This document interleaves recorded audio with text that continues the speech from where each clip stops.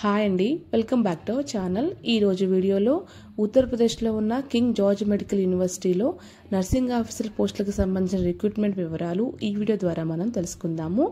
Notification మరియు application link అనేది వాళ్ళ అఫీషియల్ వెబ్సైట్ అయిన kgmu.org.in వెబ్సైట్లో అయితే దొరుకుతాయి.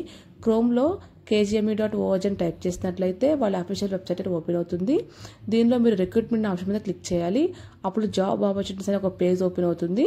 దీనిలో applications inverted for the regular appointment of nursing officer ఉంటుంది. దాని మీద క్లిక్ చేసినట్లయితే రిక్రూట్మెంట్ నోటీస్ అనేది ఓపెన్ అవుతుంది. దీనిలో పర్మనెంట్ నర్సింగ్ ఆఫీసర్ పోస్టులకు గాను ఆన్లైన్ అప్లికేషన్ తీసుకున్నట్లుగా అయితే ఇవ్వడం జరిగింది. ఈ నోటిఫికేషన్ ఏప్రిల్ 1వ తారీఖున రిలీజ్ అయినప్పటికీను అప్లికేషన్ లింక్ అనేది ఏప్రిల్ 25వ తారీఖున అయితే యాక్టివ్ అయింది.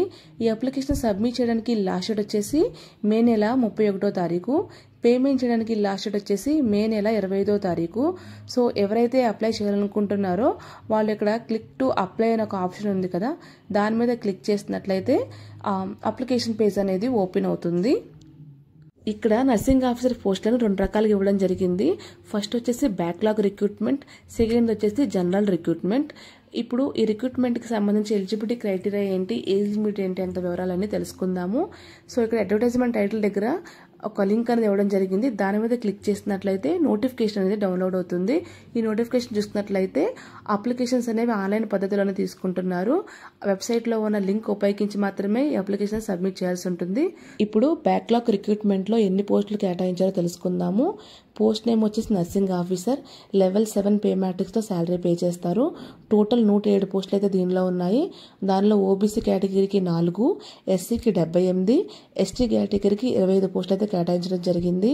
ఎడ్యుకేషన్ క్వాలిఫికేషన్స్ చూసుకున్నట్లయితే జీఎన్ఎం, బీఎస్సీ ఇద్దరు కూడా దీనికి అప్లై చేసుకోవచ్చు. నర్సింగ్ కంప్లీట్ అయిపోయిన తర్వాత స్టేట్ నర్సింగ్ కౌన్సిల్లో కానీ ఇండియన్ నర్సింగ్ కౌన్సిల్లో కానీ రిజిస్ట్రేషన్ అయితే అయి ఉండాలి. అలాగే జీఎన్ఎం వాళ్ళకి 2 years ఎక్స్పీరియన్స్ ఉండాలి. ఇంకొక ఇంపార్టెంట్ నోటీస్ ఏంటంటే ఉత్తరప్రదేశ్ కాకుండా మిగతా స్టేట్ వాళ్ళందరూ కూడా ఇండియన్ నర్సింగ్ కౌన్సిల్ రిజిస్ట్రేషన్ అయితే కంప్లీట్ అయి ఉండాలి. ఇప్పుడు జనరల్ రిక్రూట్మెంట్ చూసినట్లయితే దీనిలో వచ్చేసి టోటల్ 626 పోస్టులు అయితే ఇవ్వడం జరిగింది.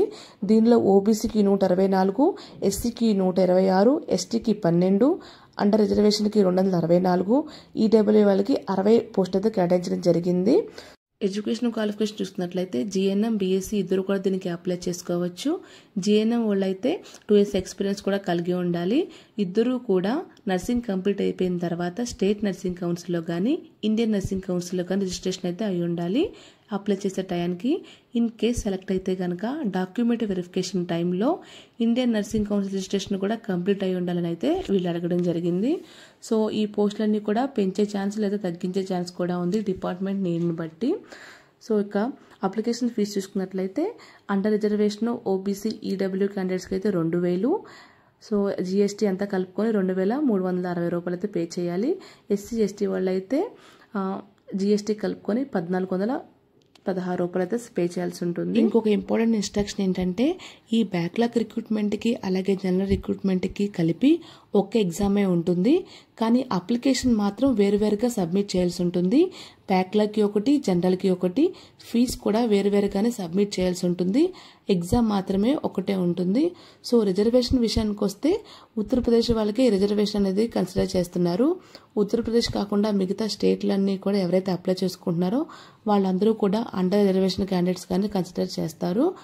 సో ఫీజు కూడా అండర్ రిజర్వేషన్ కేటగిరీలో ఉన్న ఫీజే పే చేయాల్సి ఉంటుంది. సో ఏజ్ లిమిట్ ఒకసారి చూసుకున్నట్లయితే 18 సంవత్సరాల నుంచి 40 సంవత్సరాల వరకు కూడా ఏజ్ లిమిట్ ఇవ్వడం జరిగింది. అలాగే ఎస్సీ, ఎస్టీ, ఓబీసీ వాళ్ళకైతే 5 years ఏజ్ రిలాక్సేషన్ అయితే ఇచ్చారు. ఫిజికల్లీ హ్యాండిక్యాప్డ్ పర్సన్స్కి అయితే 15 years వరకు కూడా ఏజ్ రిలాక్సేషన్ అయితే ఇవ్వడం జరిగింది. సో ఇక నెక్స్ట్ ఇన్స్ట్రక్షన్ వచ్చేసి ఈ అడ్మిట్ కార్డ్ అని కూడా మెయిల్కి అయితే పంపించరు. వెబ్సైట్లో అయితే చెక్ చేసుకుంటూ ఉండాలి. వెబ్సైట్లోనే పెడతారు, దాని నుంచి మీరు డౌన్లోడ్ చేసుకోవాల్సి ఉంటుంది. సో ఇక ఎగ్జామ్ సిలబస్ వచ్చేసి ఇది వచ్చేసి 2 hours ఎగ్జాము, 100 marks ఉంటుంది. మల్టిపుల్ చాయిస్లో క్వశ్చన్స్ అనేది ఇవ్వడం జరుగుతుంది. ఈ ఎగ్జామ్ వచ్చేసి ఇంగ్లీష్ మరియు హిందీ లాంగ్వేజ్లో అయితే ఉంటుంది. సో ఎగ్జామ్ సిలబస్ వచ్చేసి 60 marks వచ్చేసి నర్సింగ్ సబ్జెక్ట్ రిలేటెడ్ ఉంటుంది. 10 marks general knowledge, 10 marks general English, 10 marks reasoning, 10 marks అయితే యాప్టిట్యూడ్కి అయితే కేటాయించడం జరుగుతుంది. సో ఈ సిబిటీకి క్వాలిఫికేషన్ మార్క్స్ వచ్చేసి జనరల్ ఈడబ్ల్యూఎస్ ఓబీసీ వాళ్ళకైతే 50%, ఎస్సీ ఎస్టీ వాళ్ళకైతే 45% అయితే ఇవ్వడం జరిగింది. ఇప్పుడు సెలక్షన్ ప్రాసెస్ చూసినట్లయితే సెలక్షన్ అనేది కంప్యూటర్ బేస్డ్ టెస్ట్ ఆధారంగానే తీస్తారు. దానిలో వచ్చిన మార్క్స్ ఆధారంగానే సెలక్షన్ లిస్ట్ అని తయారు చేస్తారు.